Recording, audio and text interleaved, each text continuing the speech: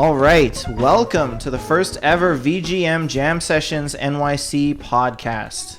We're here. We've begun the actual Patreon media, and so those of you that are already patrons, thank you so much for signing up before we've had the content.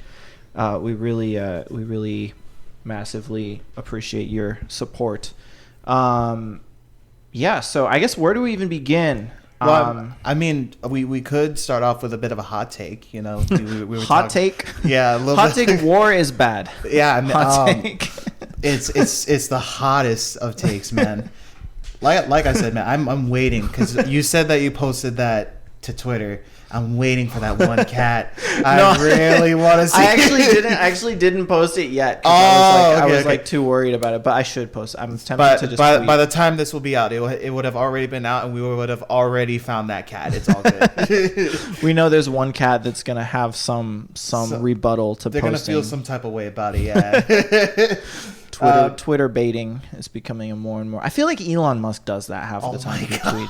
Yeah. You know what I mean? Like I feel like half of his tweets are just like, yeah, come at me, you know, but like not like just like passively. Now speaking of come at me, who are we? Well, what are we doing? Yeah, who are we? Well, chances are if you're listening to this, you might already know at least what we are, but yeah, if you're not, welcome. And we are a community of nerds, essentially. Pretty much. That are musically inclined to some degree, whether it be people that just play in their high school band or people that are full-time professional musicians of any genre. We are just basically video game nerds that like music and come together to play video game music once a month. And for now, it's once a month. Maybe one day it'll be more, but hopefully, yeah. If we can get the grants and to go beyond the elitists, beyond the elite, to go the grants to transcend beyond the elite of the video gaming magnum opus. Oh, that's a fire truck. We're in New York City. Always gotta love it. Yeah. Yes. So yeah, there'll be some honking of horns and some fire trucks and some outside road noise. Just bear with us. This is a first episode test run. But also, we are in the heart of Chinatown, New York City. Yep. Which is literally where the jam session is held once a month. I think we're only like a few minutes away from OS. Yeah, literally less than a 10-minute walk, like a 6-minute walk. From the actual hub of where we do the monthly session. Which I guess we can go into that real quick. So we are, as we said, a community of nerds who are musically inclined who host a monthly jam session at OS NYC over in Chinatown. We pretty much have real books for those that are trying to jam, you know, very open community for pretty open community. Very open. I would say probably the most open. Musicians getting sweaty while also being around sweaty Melee players it's a vibe. Well, quite literally, yeah. So basically, the venue that we host the session is where the biggest Super Smash Bros. Melee local in the tri-state area takes place every week. And shout outs to Nightclub NYC Melee. They've been having their tournament there for a couple years, and one of our original founding members of the VGM Jam Sessions New York was a competitive Melee player that went every week, and he's also a bassist, and he reached out to me and was like, yo, there's a stage, and we could do a thing. And I said, like, sure, let's figure it out, and then he connected us with the management, and boom, here we are today. 15 months later, 16 months. The first one was October 2021. So I think I guess that puts November, us like 15 December. Months. We're recording this in February. By the way, for February. Just to firmly date ourselves. Just plant the seed in the moment. Yeah, we wanted to launch this official podcast right before our next session, which will be March 10th. The Mario Day session. Yes, Mario Day. Which is like the most convenient date to get. Yes, incredibly convenient. But yeah, the session takes place on the first Friday of every month generally, with the exception of this month. Or next month, sorry. Yeah.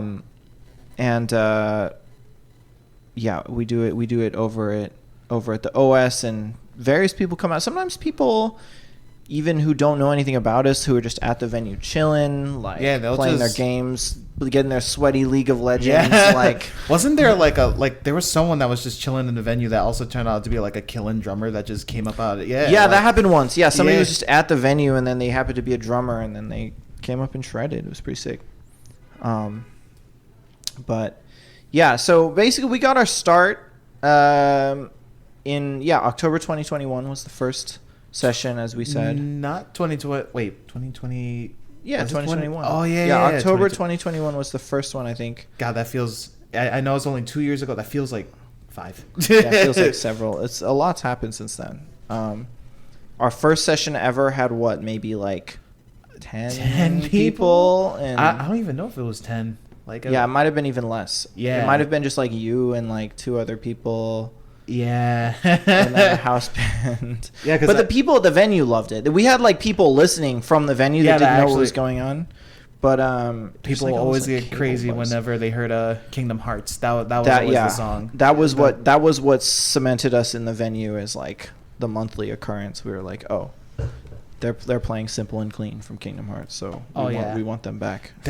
I'll actually, before we even get into, because we should probably say who we are, but before we get into that, I'll never forget this one moment from the session where there was this one guy who was chilling by the computer. He's just like, hey man, if you got any like Earthbound to shed, like please, please, I would appreciate that so much. And I'm like, oh, do we have any? And this was before we had the books, which we'll get to. Yeah, the books. Because oh boy, have all of you been wanting. We'll get to the books, but so I was searching for a tune and we saw that we had 8 melodies, and I'm like, oh, let's do this, and I just tanked. I don't remember that. I don't think I felt bad. I was trying to do it for the dude, and he appreciated it. But like, you ever get that feeling of just like you completely bomb, but everyone else loves it, and you're still just like, like I could have done that better. Yeah, of course. No, I mean that's the eternal struggle of being an artist, right? It's like you're just always searching for something and that catches that you're never actually gonna get it. Yeah, and you just keep going.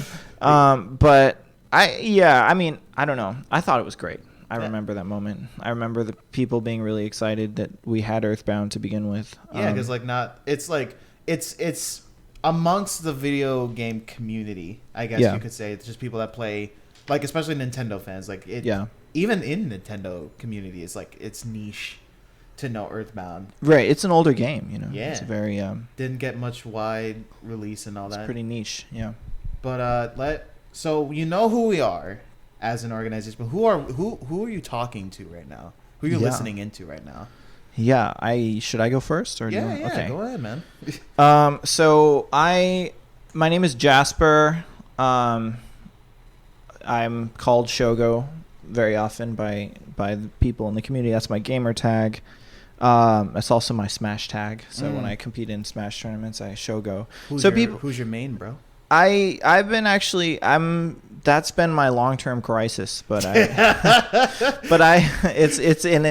has been, I mean, I tend to lean Samus just because I've spent the most hours with her, and essentially Samus is who I sort of like just vibe play when I am in tournament, and I'm like, okay, I need to just see how well I can do. Oh, so they're like your test the waters character. Check the vibe. It's just my comfort. It's home base. Samus is home for me, which is why I guess I should say I'm a Samus main. But to be honest, I don't have the most fun playing Samus. I enjoy playing Ganondorf the most. Oh, that's I also love Yoshi, DK. I'm a tank main, but in Smash Brothers, that's what I could say. Not necessarily a heavies main, but a tank main. Like in Ultimate, I don't really play heavies as much. I play a little DK. No, see, Ultimate is my heavy playground. That's like Incineroar. Incineroar I play for fun. Bowser is my safety. I feel that. Yeah, Bowser's pretty good. Yeah, in Ultimate, unlike Melee, who's pretty much undisputably the worst character in the game. He just feels clunky. That's why I say, and also like play styles for characters like Bowser and Melee seem to be less about just defense and more about just trying to hit with like extremely huge hitboxes. Yeah. But I feel like that's why I kind of say in Melee I'm a tank main, because I play the characters that are inherently pretty defensive but also can survive to really long time, and just like I guess I would say I'm a heavies man. But yeah, Samus is my anyway. Without turning this into a Smash podcast, so I'm a longtime gamer, obviously, but I grew up as a musician. I'm very much, I would fully, admittedly, refer to myself as being artistically privileged in the sense that I have two parents that are both full-time freelance artists that were both very successful in their respective arts. My mom's a painter, my dad's a percussionist. So growing up, it was never like for me, it was never once adversely seen or even considered by myself or my family to be radical in any sense to pursue music. It was, to be honest, I was explaining this yesterday to somebody at the cafe downstairs. They were like, how'd you get into music? And I was like, to be honest, I never really made a choice to get into music. It was more like I was going through high school and music was just the thing that I was so much more adept at than anything else. So it was just kind of obvious. It wasn't even like, I think I want to pursue this. It was more like, oh, I guess I have to do this. I guess I'm here now. So. I mean, obviously I love music but I would say I pursued music because, quite frankly, to me at the time, and this is going to sound crazy, this is an actual hot take. It seemed like the easiest thing for me to do. I was like, the easiest thing to do would be a jazz musician. That is a flaming hot take. That is a flaming hot take, and obviously not true in 99% of people's experiences. But for me, given my background, given my education, given my resources and my parents, my dad wasn't playing the Beatles or like any top 40 stuff. When my dad was putting on Ornette Coleman when I was going to bed. My dad was putting on Eric Dolphy, like not just jazz, like avant-garde jazz is what I heard when I was 0 years old up until I went to high school. So it was like, naturally I was like, oh, okay, I understand this. This is what I guess I'm doing. Right. But I had some ups and downs. I had a huge classical. I was a classical musician for a long time as sort of a way to be rebellious against my parents because they were avant-garde. So I was like, I want to play the least avant-garde music. That is so. I love that because I had a similar experience with someone like that. Who I met in college, like in the general like music ensembles that we had there. Yeah. Her entire family was string instruments player, like full orchestral. Yeah. Like her mom plays with NJ Pack a lot with the cello. Her dad plays violin with the NJ Pack, which gets us the free tickets. So that's pretty nice. It was so killing. So as a way, because she wanted to do music, but actually, she wanted to do music like on the side, like as a full rebellious thing. She was like, I want to be a chemical engineer and I'm going to learn flute. And I'm like, that's pretty badass. I'm like, that is such a funny but awesome way to rebel. It's just like, I don't want to be full arts. I want to be I'm going to be a chemical engineer because my parents are musicians. Yeah, no, I actually do know a handful of people that are like that. That's totally a thing. I just, I don't know. For me, it was just like a clear path. I saw a very clear path. I was very fortunate. I didn't have to pay for college. They got a scholarship and stuff. Right. So, and my parents, both being artists, were very much like, I don't know about paying for art school as professional artists. Right. I mean, they would, if I really was adamant, they would have figured out a way to somehow make it work. But, obviously as artists, they're not necessarily rolling, even though they are very like successful. It's not like, no, I don't know who can really afford to pay that much money on a whim without much I mean, there are people obviously, but I mean, so I pursued jazz, and then it wasn't until like, I would say like towards the beginning of college, a little later after I left. I'm from Los Angeles, my hometown. I sort of bypassed that, but you're from LA. I'm from LA, and then I've been in New York since 2012. So yeah, it's been almost over 10 years now since I've been here. But yeah, I moved here when I was 18, out of high school, and I, to be honest, wouldn't say that at that time loved or felt deeply passionate about being a musician. Right. It was just like a path that I saw to be able to have a job, Right. Which is, again, very unusual. But Yeah, I sort of over time realized though after leaving LA that music was a way to like have a community. It's just such an immediate, easy way to translate anything to anyone else. Like, you know, you go to Japan, like sometimes when I go on tour to a country where nobody speaks English, or places where, you know, otherwise you would have very little common ground to relate with the general public on. It's just music it's a universal language, you know. Yeah. And the connective power of music sort of is what made me realize, you know what, no, I'm super happy and grateful and honored to be a musician. Right. Because of what music does for humanity, not necessarily because I'm super passionate about learning every little extended technique, practicing for 10 hours a day. I'm not necessarily passionate, you know, and this is maybe another surprising take, and I'm not trying to like just have hot take after hot take, but no, it's the hot takes for the first episode. We yeah, gotta set that standard. But you know, and my hot take is that I don't necessarily think I'm passionate about playing the saxophone. I'm not necessarily, my passion is not playing a specific instrument, or playing music, and that might be why I play so many instruments. But I don't. It's not. I'm not like in love with playing the saxophone or playing the clarinet or whatever it is that I'm playing. It's more like I'm in love with what music is able to do for humanity, and right on every level, on the global scale, on the community scale. And you know, on the I don't know, mid scale, cities, regional scale, I don't know, but regional, nationals, yeah, worlds. in jazz and jazz adjacent genres of music just happen to be what I'm most comfortable in, and what I have the most sentimental and life experience investment in because of my upbringing. You know, with my dad and mom both being kind of more experimental musicians. So, yeah, maybe. Had I not had my parents and I still found music, maybe I'd be a pop musician. Who knows? Oh, but, man. But I just jazz just happens to be the thing that is home for me. And that's why I do what I do. And obviously video games were a discovery and passion that came to me much later in life. And not much later, obviously I grew up playing them, but finding the intersection between my gamer friends and my music friends is sort of what sparked passion for me in my life, you know, continues to.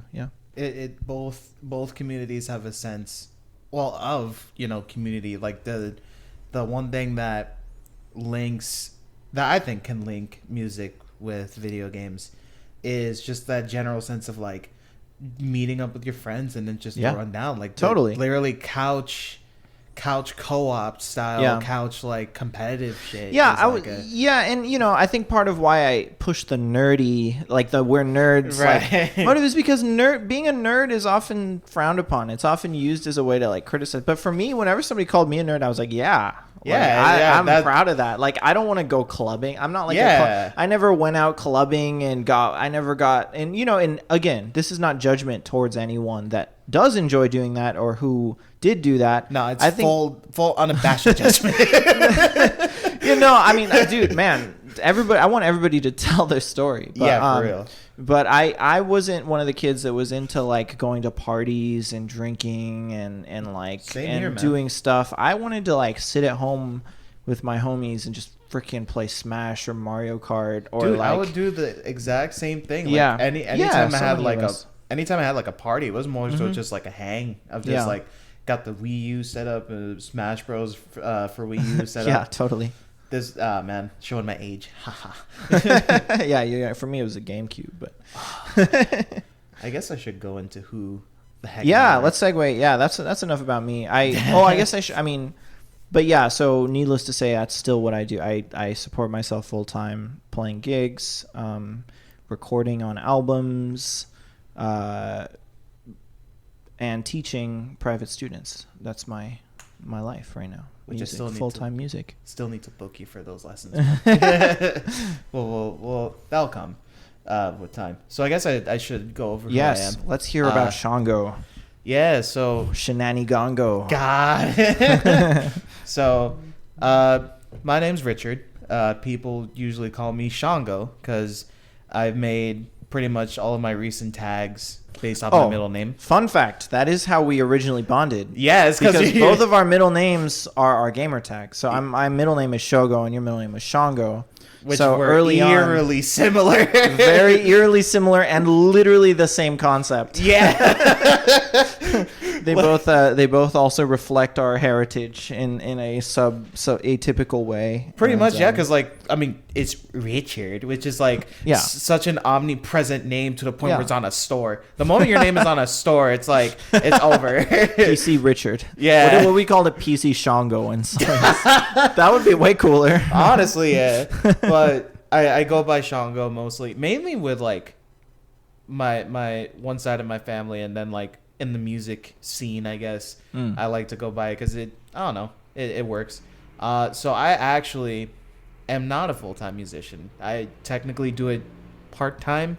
Most of the time, I'm actually currently a substitute teacher for middle school, trying to go for full teaching license with the mathematics. As much as I love music and would love to do it for a job, I feel like how you feel the impact of music is what keeps you going with totally. it. For me, math is the same way. Totally. Music is the universal language for one, and then math is another. Absolutely. No, I totally agree. I think they're both extremely universal. Yeah, sure. and you can't argue with a number. You really can't. A number is a number. No, numbers are no.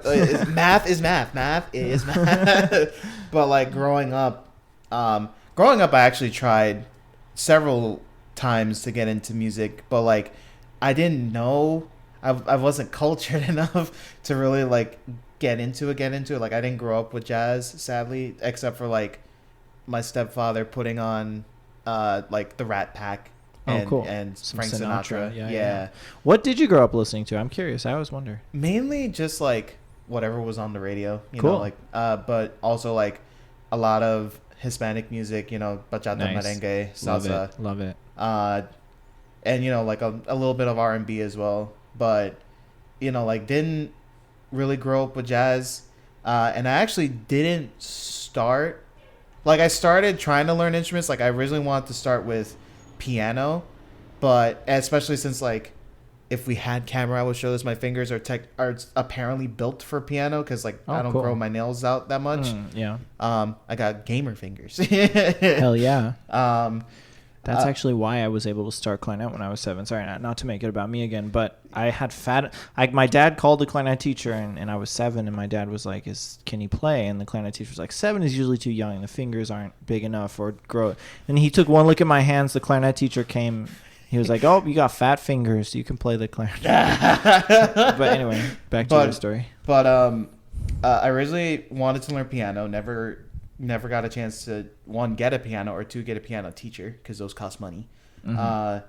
Then I tried guitar, and my dexterity is piss poor. so I couldn't really move the fingers properly to get a proper chord out, and it was also during very emo teenager area of it, so the stuff that I wanted to play was a lot more complex than I could actually do. So I gave up on that, and it wasn't until that just means your brain was more developed than your body. I guess so. Which is actually a good thing, and that's probably why you are thriving in math.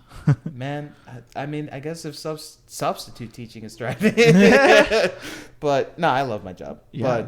But it wasn't actually until senior year of high school, which I'm realizing is very far away from, not very far away, I think it's 8 years ago now.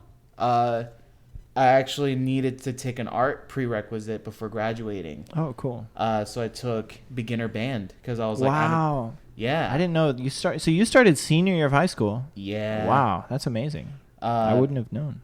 I always wish I had started earlier just so that I could get more, I guess just more time pretty much. But I didn't want to paint, didn't want to sculpt. Music was the only one that was there. Originally I wanted to see if they had a guitar class. They did not. They only had a separate class for piano, but I was like, you know what, let me try this instrumental stuff. And of all the instruments that were provided, the way that I got to choose was actually really cool. the music teacher had demo tracks. Oh, that's cool. So you can hear it. Yeah, so like you can hear which instruments you mostly vibe with. Ooh. So the ones that I've got, that I preferred were either alto sax or flute, and I was like, no, give me the alto sax. Nice. Mostly because I was like, this seems. You joined sax fam. Yeah, this will probably either be a hot take or a cold take, depending on who you ask. But I think of all of those instruments, saxophone's the easiest to learn. Oh, that's not even a take. That's a fact. Yeah, that's a fact. That's a fact. Saxophone. See, people like to debate, especially in the high school level. People like to debate about the difficulty of the instruments. No, saxophone is factually the easiest. And I don't say that as a way to look down on the saxophone. I see it as a way to complement how optimized the instrument is. It's like to bring it back to video games real quick. It's like the Ryu of like the instruments, where it's like it's the default, easy to enter, hard to master. Well, of course. I mean, nothing. Yeah. If you are to master anything, it will always take truly master anything takes experience, right? Yeah. It's beyond any skill. It's beyond any talent. You have to have experience, and you have to have not just experience, but work ethic and passion and all of the above. But in terms of at the functional level per se, it's the easiest one. Yes, saxophone is by far the most optimized woodwind instrument. Absolutely. Possibly wind instrument, maybe iwi. Now you could say iwi in the age of modern technology, iwi, because you can configure it however you like. But I'm a huge, and for me, I don't see that as a way to discredit the saxophone. I see that as a way to actually credit it. Yeah, credit it even further, because it's so optimal. It's so versatile with it too. It's just it's versatile, optimal. People have pushed it to great heights, but there's still so much it can still do. Yeah. So I went with sax, and then I'll never forget the words that my music teacher said. He at the end of the year was just like, pretty much as much as you need to know to do whatever you want with music. And I'm like, okay, so let me keep doing it. So I went to college. I went to college mainly for applied mathematics. Somehow survived that. And the music scene that was actually there was very small because it was a tech school. So got to join the jazz ensemble that was there. Eventually found out that there was like a music organization there that I offered to help out, because I really like that sense of community that I had with the musicians there, that like were mainly engineers and like physicists, like physics majors, all that, like pure STEM people that are just literally coming together and built this program, because it's not even a major, like it's just a full, just here are the bands you want to play, come in. It literally was born from just people wanting to do it. That's wild. So like I wanted to help. That's beautiful. Yeah, which I guess makes sense why I'm here. But yeah, totally. Like it just that sense of community and like gathering those that like need that outlet. Yeah. And like eventually, due to some unforeseen circumstances, totally, I ended up becoming president of that organization. Oh, cool. And was pretty much in charge of it for 2 years. 2 years. But that's pretty much with me musically. Video games wise, I'm one of the biggest Pokemon nerds that I've ever known. That was an early bonding point for us. Oh, absolutely! Like during thick of COVID, we're just just Pokemon discussion for 9 hours a day because nobody had anything else in their lives. Yeah, man. I will honestly flex on people with my full living national decks at home. That's pretty dope. I've never done the full national decks. That's pretty cool. Yeah, it's like. It's weirdly satisfying just having it. I've done the Gen 2 and 3 decks. Like I did it in Soul Silver. Oh, and then I didn't do the Gen 4 part, but in Soul Silver I did 1 through 3 cuz so you know how that you could migrate from your cartridge to the thing? Yeah. So I completed the Hoenn decks in Ruby and Sapphire. And then I completed the Johto decks in Heart Gold, Soul Silver. So technically, I didn't actually in the game complete the full national decks, but I caught every Pokemon that was unique to Gen 3 and Gen 2. I mean, that I count it. It's fine. But it like I it didn't click with me that like you can make, you know, you could with your music, your knowledge on music, that you can make these video game soundtracks like in your own way. And I'm like, the moment that kind of clicked, it was pretty much over from there. I was like, I don't really want to play anything else. Yeah, totally. Like I still love jazz. I still take jazz gigs. Recently I joined a funk band as well. You know, definitely Cool. Definitely willing to shed with sax, but but definitely I feel like a part of my heart is with video game music. And of course, like I still say I'm part-time because as much as I love music, I can't live off it. I ain't got the mental fortitude for that, and my anxiety goes high enough as is. So as long as you acknowledge it as a choice, I don't think Yeah. you should. I don't think you should feel like. I don't think anyone. And this is for anybody listening or whatever. Like, I don't think anybody should ever feel. And granted, you know, now you know my history. I'm coming from a very different perspective, but I do not believe in my limited experience that it should ever, like, choosing not to do something should not be, that choice should never be driven by a feeling of like inadequacy or anything like that. It's more of like yeah, you know, I mean, we've talked about this before, but I think I really believe if your heart is in something enough, it doesn't matter what your pre-existing like doubts are, like you can find a way to make it work. But yeah. But also, like, if you value other things, like you said, you've told me many times, like, you really care about educating. And, like, I'm sure because of that, you're an excellent educator. And, like, you know, that is something that's also so valuable for society. And Definitely. if your heart is in that also, it's like, yeah, of course, it's hard to find the time to do anything else for a living and also do that, you know. But yeah, you shouldn't feel like, oh, I don't have the dexterity or I don't have the fortitude, whatever. You know, because I honestly, like, as somebody who's known you now for what, 5 years, like, it has been 5 years. Yeah, Jeez. like I don't feel like you're in any way incapable of doing something you care about. Knowing you, I mean, you're a champion of all the things you do. So it's like, man, I appreciate that. Yeah, of course, dude. That's what this whole thing is about, right? It's like, yeah, which I guess that's a good enough segue. How did any of this begin? Pretty much, like, so. Right, the origin story. The not the cave of origins, but so the session. So pretty much the sessions as we know it. Yeah. Started back, as you said, October 2021. Right, that was when our first OS event happened. Right, and they kind of started off as a springboard from the previous VGM Jam sessions, of course, hosted by the truly incorrigible Patrick Bartley. Absolutely. We will always have great things to say about that man. Absolutely awesome 100%. Human being. But unfortunately, due to COVID, Yeah. No, Black Cat closed, the original venue that Pat hooked up for many months of amazing sessions.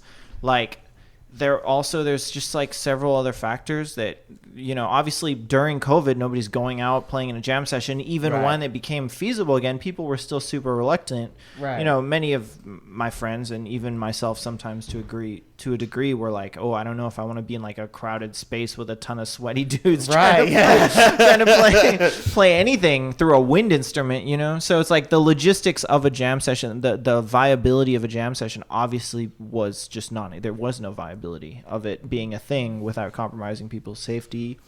So it was a really trying time for not only us, but tons of people that relied on that kind of work. For real. You know, Pat ended up moving, and then also the focus, and naturally that also changed the focus of his organization, the J Music Ensemble. Which, check them out if you haven't, but I'm pretty sure you guys already have. You probably already heard of that. But yeah, obviously fantastic content, fantastic stuff, albums, etc. But yeah, so, you know, obviously as somebody who is I mean, I don't want to speak for you, and correct me if I'm wrong, feel free to interject, but, you know, both of us are obviously lifelong video game fans, lovers of that pastime activity. Yeah. And so you know, the idea of a band like J Music playing video game music, or just kind of like beyond the actual music, right? Obviously the music is spectacular, but beyond the music, that community sort of fostering a space where people like us can feel like we belong, either by way of Japanese music fandom or video game fandom, or in my case, a jazz fan. Also a video game, like it catered to both of my things that I obviously loved. Like, I was like, oh, cool, I'm going to go check it out. And that sort of fostered this awesome community in person before the pandemic that, I don't know. I think it made us all feel like we belong to something. Yeah, it definitely left its mark. Speaking as someone that at the time was purely bystander coming by for the sessions. Right. I remember like that was one thing that I felt so bummed out about. Yeah. And like I would talk about it with some of our regulars. Shout out to Alex Strong and Ronald Raid. Yeah. Both of y'all are absolutely killing. Homies. I would talk to them about it, just like how like we would miss the session so much, and like even like watching back like old clips on the J Music channel, just like it left its mark, man. It was so it was an actively growing community, and it was just we missed the vibe of it. So around I think talks started for a revival of that back in summer 2021. I think we were... Yeah, we were talking in the summer. We were like, look, things are starting to open up again. I know Black Hat's not a thing anymore, and I know that obviously like we have an existing thing right now, but we can't like it was too special of a experience to leave. Yeah, to leave behind or leave behind, especially when there was enough of us still out here that are like, okay, we can do something to maintain this kind of community.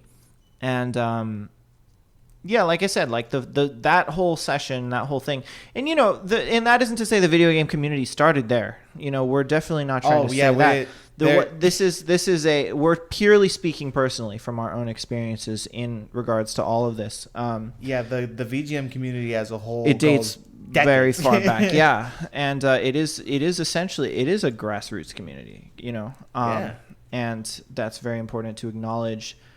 But certain professionals like Pat or certain other just voices within the video game music fandom community that happen to be professional musicians that have experience in marketing, that have experience in expanding a reach, or like I wrote a whole thing about is art a profession? But we can link, maybe we'll link that in the description or something. But I think that it's so important to also, I think most artists are, I don't want to say most, but there's a lot of talk now in the industry for people that are making a living doing art. It's an emphasis on marketing, and how do you market this? Because obviously you might be the greatest name whatever art form you do here in the world, but if you don't know how to market it, if you don't know how to express your art then you have to reevaluate why you make art, right? Because I think most artists of any medium and genre would agree that making art or creating art comes from a desire to share with the world something that you want to share with the world, right? Like share your general form of either expression of your feelings or your mental space or all that, right? And then even in the case of also there's a bunch of artists that are motivated by spirituality, which is also it's the act of giving, right? Art is about giving, whether it's personal, whether it's giving your own feelings or your own self-created, self-motivated intentions to the public, or whether it's about like showing your gratitude for a entity, a god, or whatever. The unfortunate thing with it is, in that spirit of giving, you also need to give your stomach food in order to live. Sorry. I got a little. It's okay. I got a little sidetracked, but the point that I'm trying to make is most artists make art and identify as artists because they want to actively share what it is they have to share with the world or with a group of people that are in this world. So by that logic, right, if you want to share your expression or if you want to share your gratitude for a higher power, whatever it is that's motivating you to do what you do,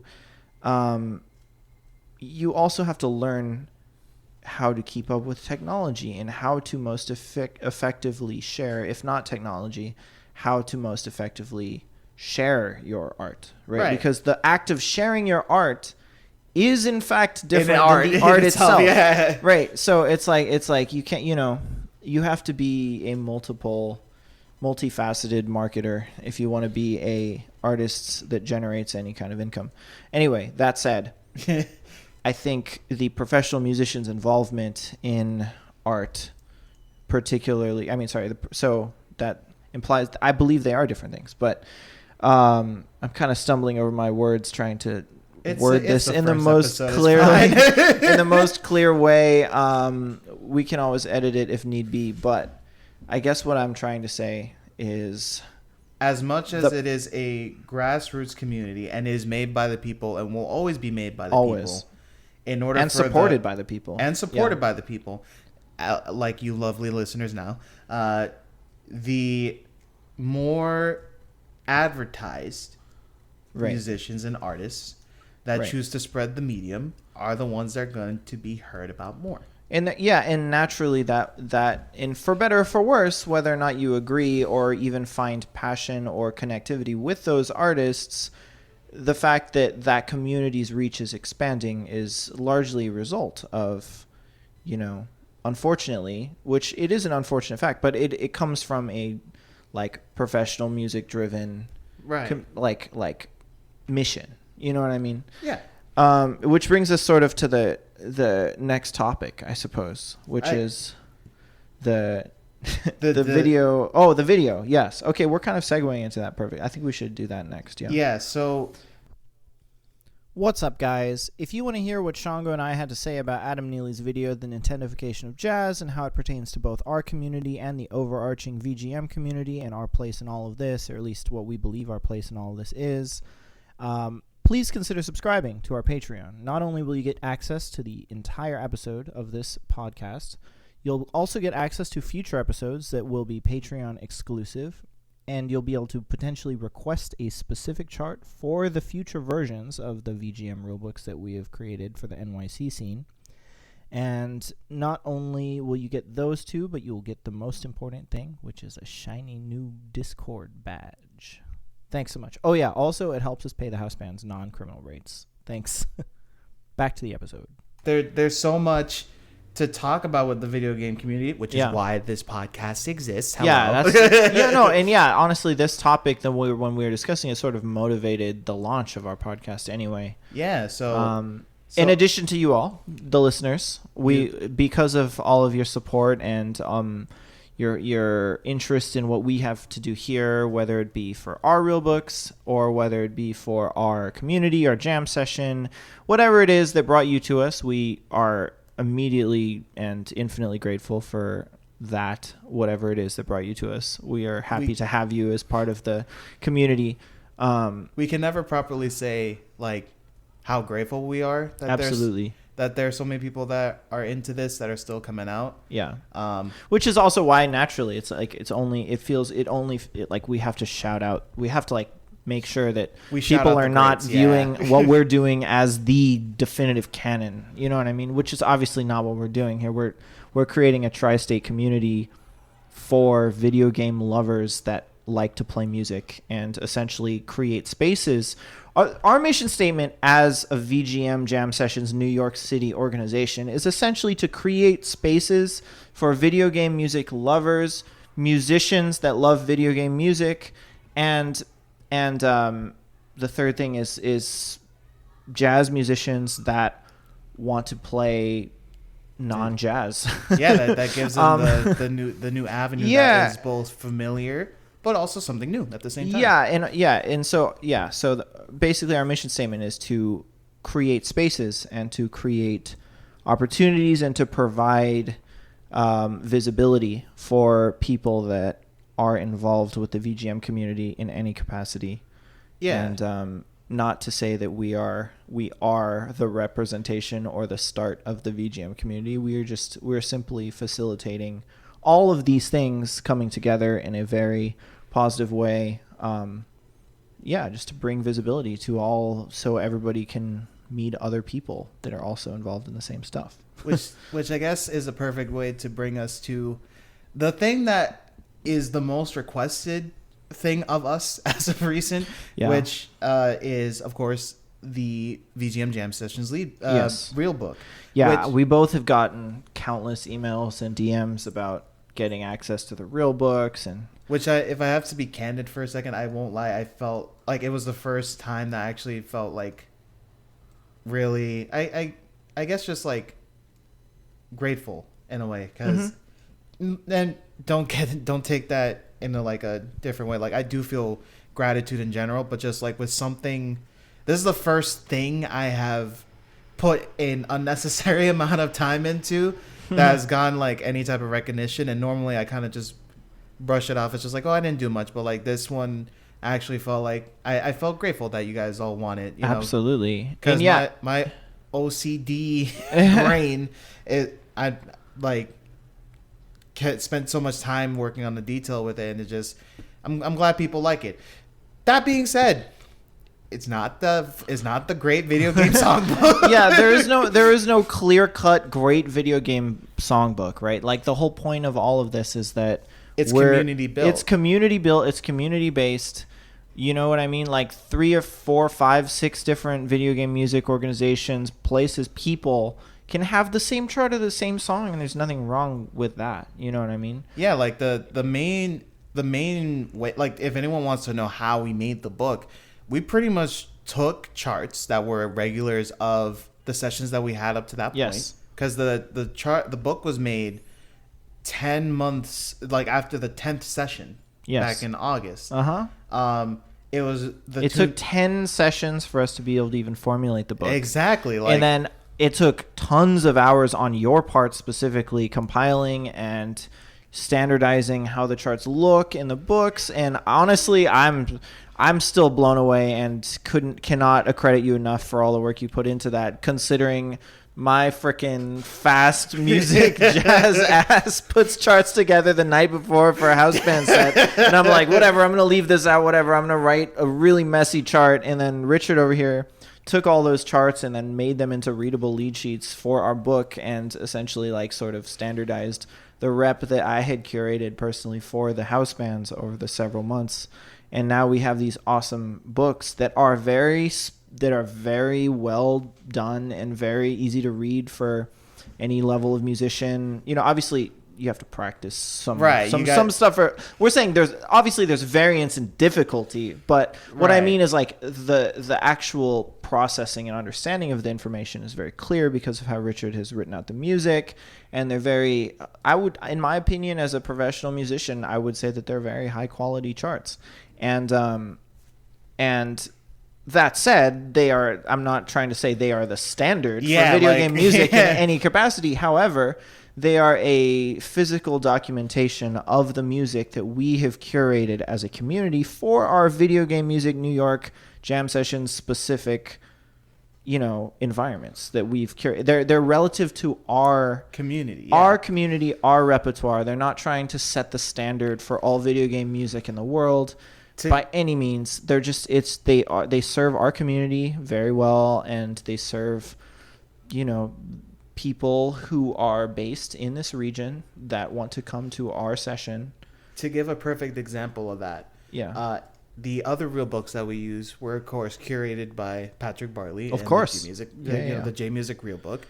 Right, which are also specific to the J Music community. Right, it's none of them are claiming to be the canon. Right, one of the standards of our session, and I say this is a standard because so many cats just can hump. Jeez, can jump onto it. Christ, will jump onto it very like it's nothing, and that's Marvel City. Right? Oh yeah, dude, cats hump Mauville City all day. Oh god, but that is a standard to our sessions because, one, a lot of our community primarily grew up with Gen 3, so they're more familiar with the music than a lot of other communities. Two, with it predating the OS sessions, has been called several times back in the old sessions, so we've gotten used to it to this point. Yeah. And three is honestly vibing with a lot of the general vibe of the music that's here, right? It's yeah, totally. Yes. It's topographical, like, specific. I have something to also add to that from a jazz musician's perspective. This is how the jazz community has also thrived on its own rep, right? Like, growing up, I grew up in LA. People in LA were playing certain jazz standards out there all the time. Right. Like, people were playing Beatrice by Sam Rivers constantly. People were playing, A Cyclic Episode by Sam Rivers, and there was a lot of like Sam Rivers specific rep that people were playing at jam sessions in LA growing up. And then when I moved to New York, the quote unquote canon or whatever, I don't even want to call it the canon, the rep of the New York jam session scene was different. People out here were playing like Along Came Betty and It Might As Well Be Spring, and like charts that I hadn't heard playing at jam sessions in LA. So it's like, and naturally then people, various people studying jazz or jazz lovers or fans or people that play it just is for fun, like have a certain knowledge of a smaller consolidated rep relative to the region that they're part of, Yeah. If you go to it even goes as detailed as specific individual sessions within the same city, right? Right. Like if you go to Smalls, you'll probably hear the same 40 songs every week. Versus if you go to Washington Heights, which is Alex Strong's stomping ground, and his parents actually host several jam sessions in Washington Heights. Right. And they have another different rep that goes with that. There's a lot of vocalists up there. Alex Strong's mom, shout out to Louise Rogers, incredible jazz vocalist. She's pioneering she has a whole studio of lots of adult voice students in Washington Heights, and they have their own entire rep list that they like to sing. So if you go to a lot of the sessions up there, you'll hear a different collection of songs taken from the quote-unquote jazz canon than you'll hear at Smalls, or then you'll hear at Ornithology. Like various clubs throughout the city have their own rep. Yeah. So like there should be no different of a cultural what's the word I'm looking for? Like a parallel. That's what I'm saying. There should be no. There is a direct parallel between that and VGM scenes. They're not all universal. Exactly. Is what we're trying to say. They're like the music is all universal. The music itself is universal, but the specific songs that are accustomed to different jams and different locations, like they're not going to be the same everywhere. You're not going to hear the same tracks that you do at the New York sessions as, let's say, the Tokyo sessions, with shout outs to Wolfman Alejandro. Yeah, for keeping it down in Tokyo. I'm sure they have. I'm very interested to see what kind of rep they play down there. Oh, for real, man. It's which is super cool. So, basically what we're trying to say is, if you're wondering why certain songs are in the book, like, for example, why May I Help You from Dragon Ball Z Burst Limit is in the books. Is that the jazz canon? No, it's not. It's not the VGM canon. Or why Dragon Spiral Tower from Gen 5 Pokemon is in the book. Or why there's like so much Chrono Trigger. Like it's not that it's the canon, right? It's the music that we have, that we as a community have brought in, as well as from other local VGM groups like Don Palombi's Game Night and VGM Collective, right? We should see if Dom's down for us to add the Yu-Gi-Oh chart to the book. Ooh. That would be pretty dope, right? It's either the Yu-Gi-Oh chart or Bad Guys from Maple Story. That or one, both. Yeah, I mean, that would be pretty sick to see if. Yeah, I mean, that would be killing. We'll talk to him later about. And this is also us like being like, oh, how do we add charts that make our book really different too? Yeah, and that difference is something to be celebrated, right? It's like. Yeah, but anyway, no, I don't think anybody specifically came at us for claiming that we were the canon necessarily. Hope not. I hope not. I mean, I think it was more just like it was the fact they were trying to hold Adam accountable for stating that we potentially were, But I don't think he really truly clearly stated that we are the VGM canon globally. I think he was just using our session as an example and his experience playing in the house band at our session as a way to sort of like bring visibility to the VGM community as a whole, which in my opinion is something to be super celebrated. Absolutely. Yeah.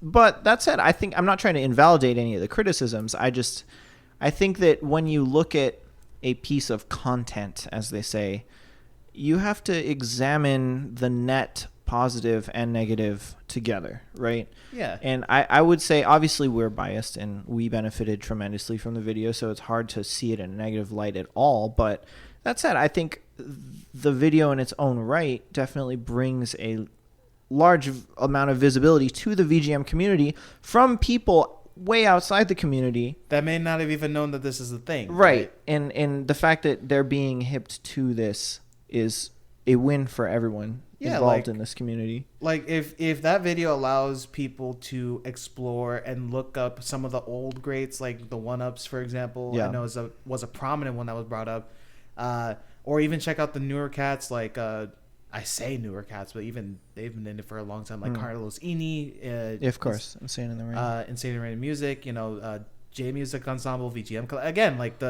if it inspires those to look further, then awesome. I get that there's always that chance of it not speaking as an educator who deals with students that kind of look at things at the surface level of, oh, what's the correct answer, and not so much of what's beyond it. Yeah. There are obviously exceptions, but there are going to be people that are going to see it at the surface level. In that case, we get it. Again, the criticisms are founded. Sure. But there's certain limitations that prevent it from telling the whole story, like time, Totally. That being said, Rayquaza is in the canon, and I will fight everyone on it. Yeah, that said, shout outs to our boy Rayquaza or Rayquaza. Both are acceptable pronunciations. They are sitting up in a Sky Pillar, just waiting to stop Kyogre and Groudon with its belt to get them back in line. Yes. Yes. Shout out to the Discord, the VGM Jam Sessions NYC Discord. We have a Rayquaza exclusive thread. So if you're not part of the Discord and you want to get on some unfiltered Rayquaza meme posting, you should join the Discord. Yeah, I think we should talk a little bit about. Well, I guess just on a final note, how we did talk about the books just now, but yeah, like we're not exclusively making the books limited to just people in our community either. Like if somebody wants to join our Discord and has a specific taste for a video game song, we have a whole section designated for sheet music requests and submissions. And Shango over here releases patch notes every several months of our actual book. So and plus I'm always looking for more opportunities to. And the more obscure stuff, the better. We love that. We love stuff that's like really slamming music from video games that maybe nobody's heard of. I think that's actually really cool. And I know that there is a desire, if you call it a real book, it's to kind of a real book implies canon, which is I get why people get upset. But it's more of just a more digestible version of a song. Exactly. That way people can actually learn it. Right. So if you have a song, and we like I said, we don't have any discrimination towards people based on music level whatsoever. Yeah. If you have a few notes scribbled down on a piece of paper and you want to say this is what I could hear from whatever Pokemon chart, whatever video game music that really connected to you.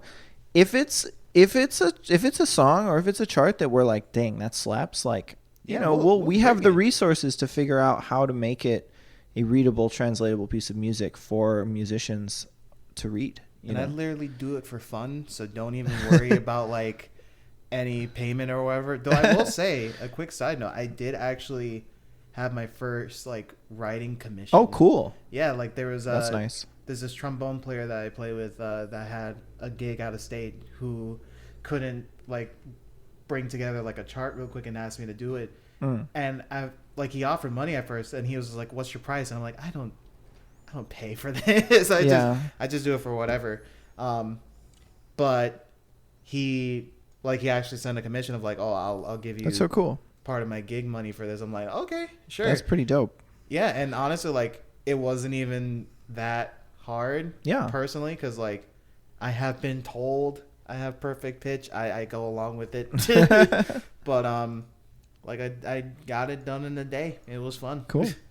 Yeah, I mean, yeah, totally. That's awesome. So no worries about like if you have to pay for it. No. If you want it, like, feel free to join our Discord. Yeah, join our Discord. Say what's up.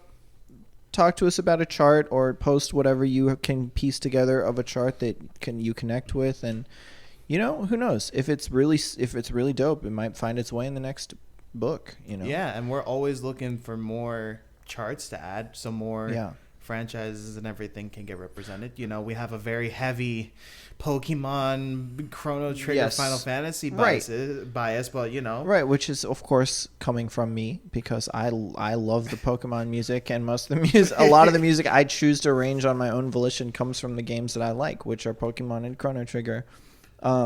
But you know, that said, whatever floats your boat. I think there's a space for it in our Discord, in our community. It can be like the indiest of indie game, and if it sounds killing, we're good. Yeah, and it can be super. Yeah, it can be an indie game. It can be any kind of. It's a video game, right? That's our only main criteria here. Yeah. Anyway, that said, in regards to chart requests, I think we can segue to the Patreon, which, by the way, for those that are hearing the full shebang, you can actually join our Patreon to get the full version. Yes. Of this podcast and future podcasts. We're also planning on getting some guests in to see, to do some interviews with them. Just chop it up. Yes, definitely. Yeah, we figured for the first podcast we would just do us, since we kind of have been managing the community more or less so far. But I think a huge, at least for me, I think a huge long-term plan should definitely be to get all kinds of guests from various VGM communities around the globe to be part of this podcast. We want to interview a bunch of people. We want to just help bring visibility to the VGM world in any way we can from our New York base. And for those that are listening in that have their own VGM groups within tri-state area of New York, New Jersey, Connecticut, even if you're like even more out and you want us to shout you out, or you want to come on the pod, talk about your group and your totally and your story and all that, hit us up, let us know. Yeah, absolutely, let us know. So I'm gonna run down what our Patreon has to offer, as a little advertisement for our own community here. Yeah, man. We have 3 tiers. Our first tier, basically all the page. So without getting into too much detail, I generally try to curate the house band to be either entirely or mostly professional musicians, because I think it's important on my end to bring my colleagues into the VGM scene and to see how jazz training and how your purpose as a jazz musician can extend beyond playing in a club where people aren't listening and talking over you, or playing video games over you in this case. But that's fine. I think it's okay if people. I think it's cool if I've had so many musicians playing the house band. I try to call mostly people that at least like video games, but I've had a lot of people in the house band that aren't necessarily gamers by any means. They didn't necessarily grow up playing video games, but they come to the session, they see the community, they see what it is, they play the games, and they're like absolutely blown away and moved and just like touched by the fact that this community has the music, and particularly music that they're happy playing, even if they don't know the games, is able to like touch this audience, And so on my end, I think it's very important. I think the mission statement goes both ways, right? It's to bring people into music through video game music, and it's also to bring musicians into the video game community. And we want to pay these cats non-criminal rates. Yeah, these cats. And so if I'm supposed to hire really, accomplished professional musicians, I want to be able to offer them a non-criminal rate to play in the house band. Yeah. So the Patreon absolutely helps us do that. That said, OS has been very helpful and they've been very good at working with us, and they do the best they can all the time. But a huge shout out to Daquan and the whole management team over there that's basically given us a home for the time being for our project, our community. Since October 2021. But anyway, so back to the Patreon. If you subscribe, you're not only going to be able to hear the entire podcast, all the stuff, all of our talk about, humping Mauville City, and you'll not only be able to hear that, but you'll also be able to get access to isolated audio tracks every time either the band leader or somebody posts a video from OS to YouTube. We will provide a isolated audio track if you want to go back and listen to it of that video. And then obviously you get a cool, fancy, shiny Discord role. If you go up to the next tier, which is what we call the Heyman tier, you have the ability to request a specific chart to be put in the next patch of the real book. Now, obviously, there's a cap on that. You can't just request like 10,000 charts. Yeah, you can't you can't request. You want to make sure that the chart can be reasonably played, right, by people who have never seen this before. Right. Like, I know there are so many soundtracks with such complicated and beautiful orchestral, setups. Yeah. But we're not gonna guarantee. It was a requested chart, not a whole arrangement here. Yeah, that's the difference. Yeah,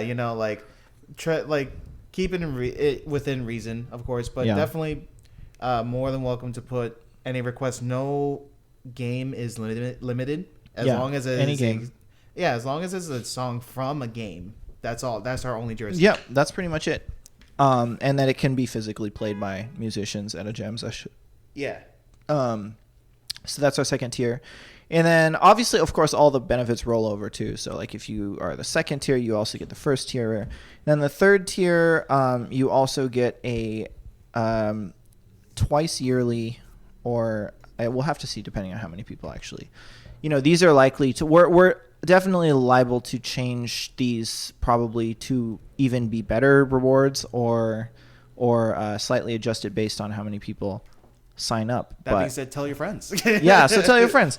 But if we use Patreon funding basically to create an exclusive VGM cover demo curated by myself as the artistic director of the organization that may either feature my house band or various other house bands, but whatever it will be a VGM cover demo exclusive to tier 3 patrons, and it'll be curated by myself, and it'll feature several VGM jam musicians that have played in the house band or otherwise.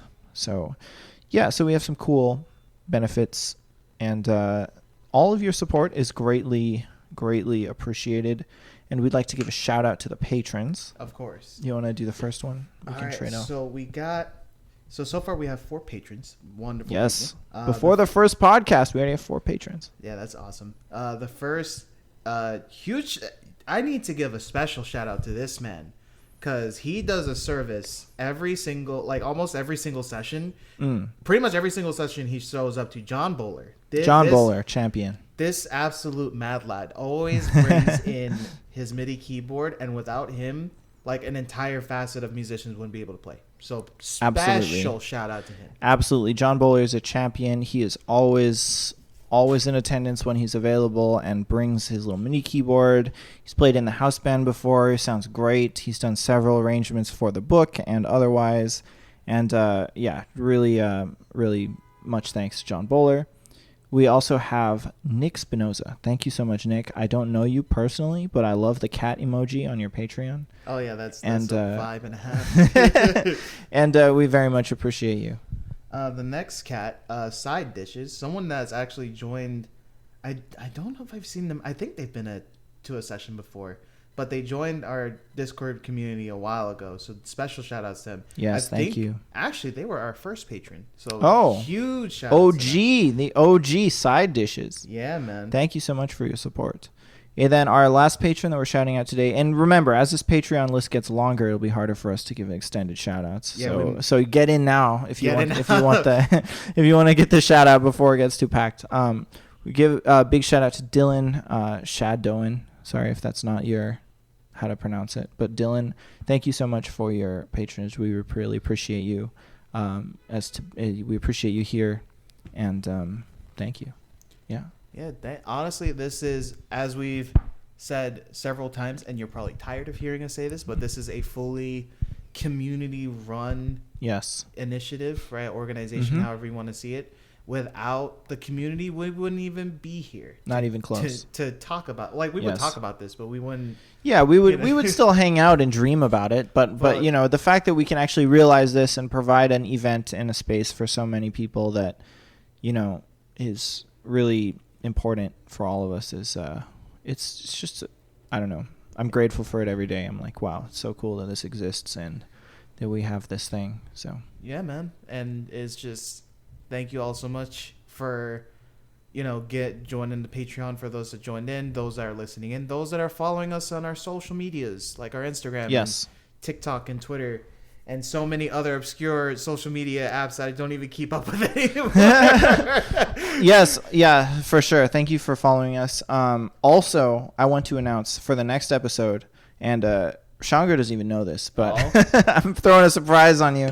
We are going to have a segment that is viewer questions. Ooh. So if you would like to ask us directly some questions, and we're prepared to answer some meaty questions. So if you have some blaring thoughts, ideas, questions that you would like to ask. If you want to talk about humping any more songs, well, you'll have to subscribe for that.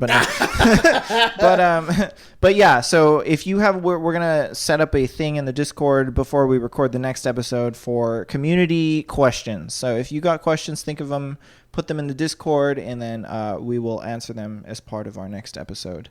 So, and who knows, we might even have a special guest. Who knows? Stay tuned.